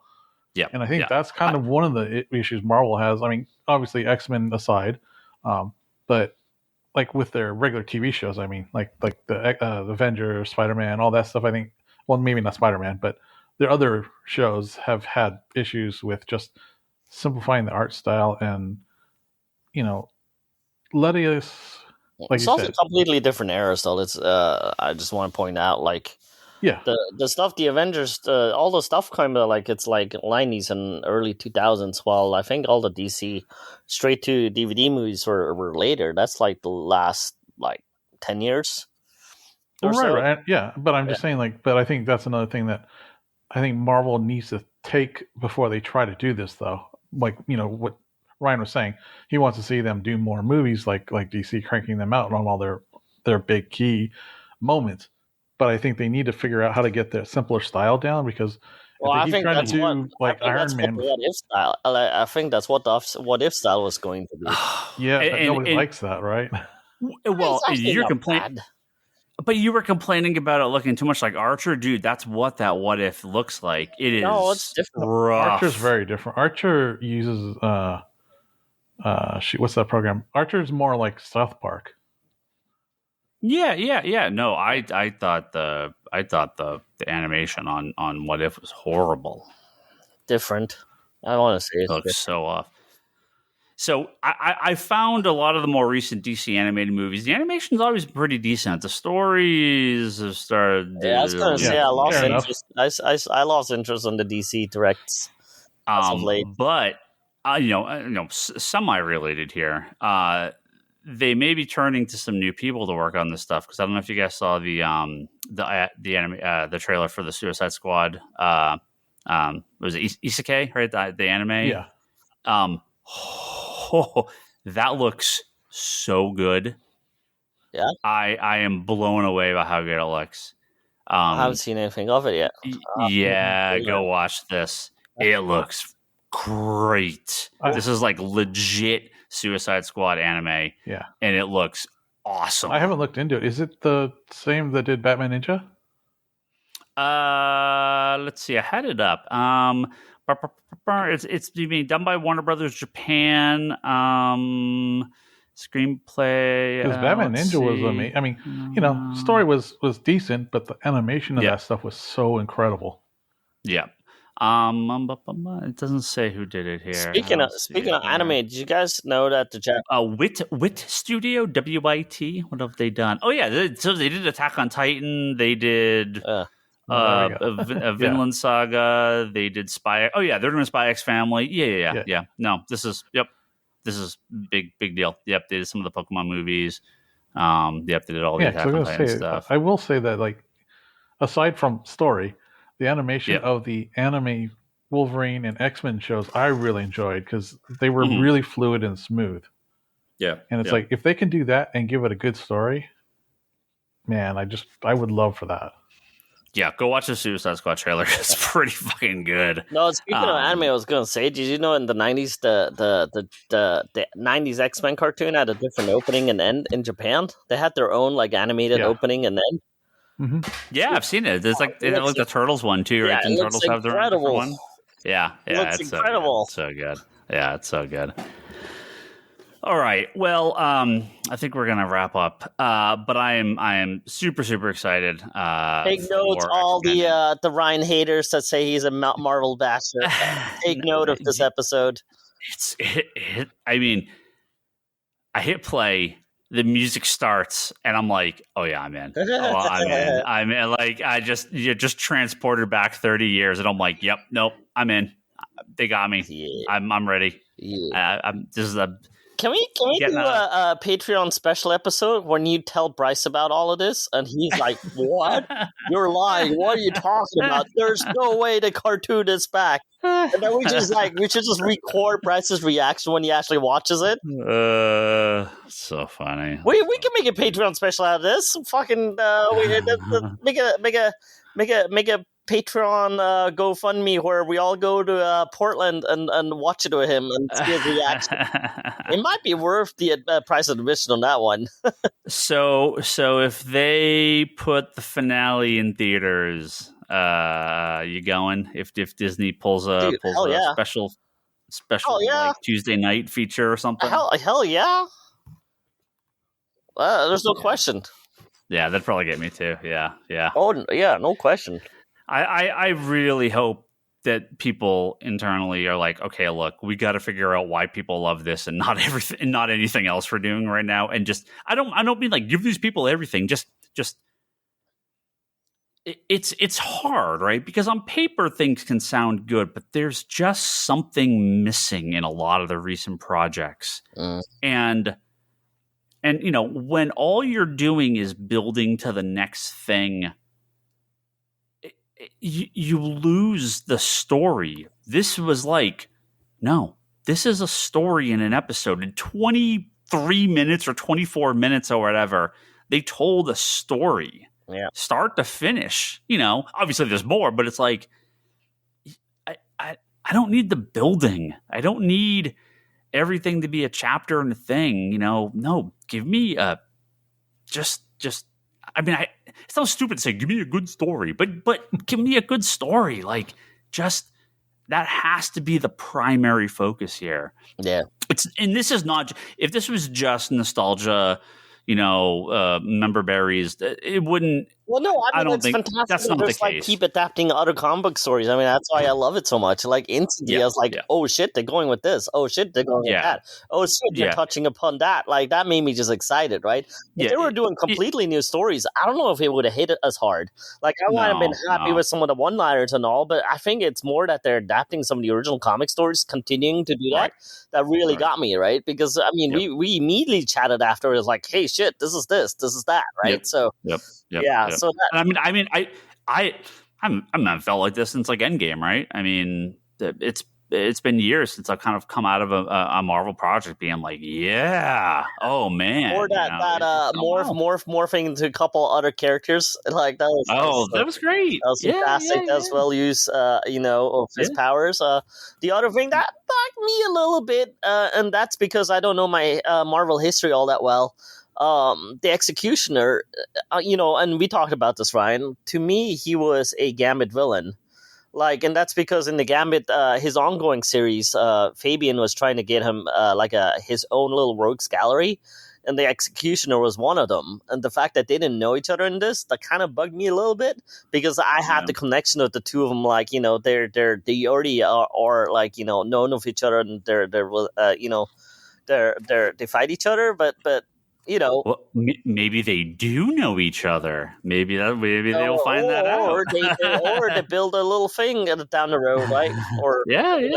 So But as a Gambit, like mini, or not, it wasn't even the miniseries. I think that was like the ongoing one too. Right. So that's a case, right? The Executioner comes from like I couldn't remember it was like annual like 17 or something like that. That's like mid 90s, right? So I mean, they take that character, they take the trial of Magneto, but it's like, no, these elements mixed together well. They found the right character. And again, I'm fine with that. Yeah. I don't mind. It's not have to be, oh man, they could go all the way to trial of Gambit even.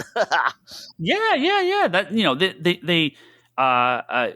just take the elements that work from the stuff. You can remix it. You can add your own little spin to it. You can change the stuff up. But it's like, but there's a respect for the source material. There's a respect for what made these stories work.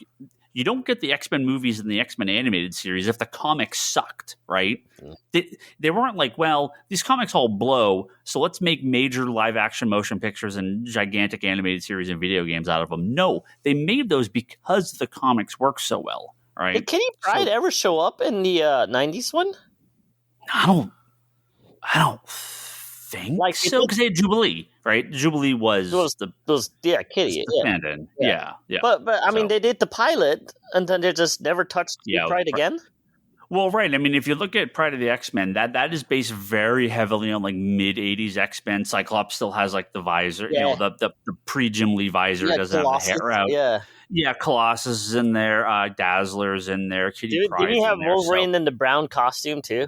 Yeah. So that's a very, that is 4 years prior, right? Oh, by the time this comes out, it's Jim Lee's X-Men, right? Yeah. I mean, the change is immediate. Yeah. So that's what this is. Yeah. If it was, again, if X-Men the animated series came out in '92 and it was based on Pride of the X-Men, I don't know that it would have done so well. It's because they really took those '90s aesthetics. We were talking with Tony earlier in the podcast about like, people are like, oh, '90s comics sucked. It's like, no, some did, a lot did, but there is something about you don't sell 8 million copies of X-Men if it's stupid, right? Jim Lee doesn't become the biggest American comic artist in 50 years if people hated this stuff. Well, right? 90s was a magical time, I think, for comics. Yeah. All right. Wonderful guys. Again, I don't think every week we'll touch on it, but we'll definitely check in on time to time on the X-Men animated series new season, and I will hardcore press Bryce to be on for the finale. So we'll see when that's on. We'll see if he wants to come on and talk about kind of the whole season. Hopefully he has time to watch it. Obviously if he hasn't watched it. But I will. I will add that to the Kevin Sharp bet list. Dude, it would be pretty funny to get his reaction when he watches it. Like, I will get him.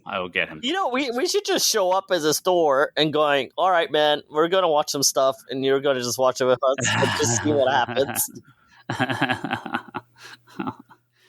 All right, guys. We are going to stop the podcast right now, but we'll be back next week for a new episode. See you then.